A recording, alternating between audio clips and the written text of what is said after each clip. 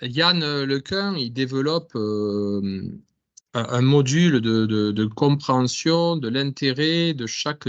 Alors, pour revenir sur ce que disait Laurent, ce que fait ChatGPT, c'est qu'il génère des suites de mots.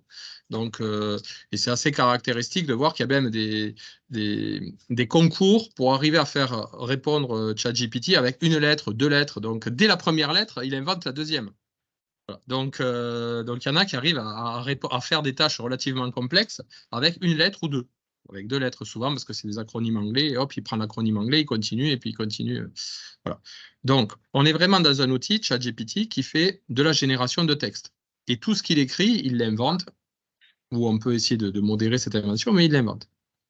Ce que veut faire Yann Lequin avec la vidéo, c'est réellement construire un système de raisonnement intermédiaire qui permette à chaque élément dans la vidéo, puisqu'aujourd'hui Meta reconnaît, l'état de l'art reconnaît pratiquement tous les objets dans une vidéo. Le seul problème, le sujet de recherche devient qu'est-ce qu'on en fait de tous ces éléments.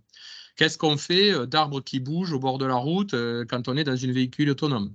Est-ce qu'on les enlève parce qu'ils ne servent à rien? Est-ce qu'on les prend en considération? Puis s'il y a un arbre qui tombe au milieu de la route, quand c'est qu'on le prend en considération? Donc, c'est ces modèles de raisonnement qui aujourd'hui, sur lesquels ils travaillent, et ils travaillent à les faire émerger de la même façon par des méthodes de deep learning. Et ça, c'est vraiment les sujets au cœur de ces présentations scientifiques.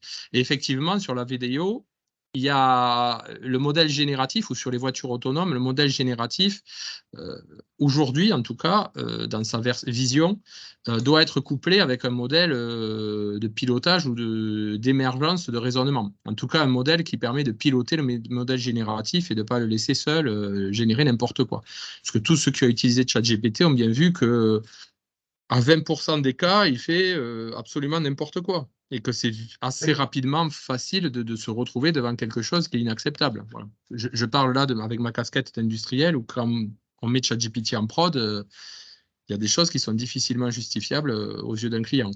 C'est la limite principale, c'est le taux de fiabilité. Voilà. Et sur la vidéo, du coup, le modèle génératif, aujourd'hui, doit être drivé par des intentions. Et je veux dire, le travail d'ingénierie qui a été fait par OpenAI, qui est quand même un peu basé sur des choses malines, voilà, le côté tricky, comme ils disent en anglais, il y a quand même de ça. Voilà, on voit vite les recettes qu'il y a dessous, l'explication en 5 points, les bullet points systématiques, tout ça, on le voit. Sur la vidéo, je pense que c'est beaucoup plus complexe. Voilà.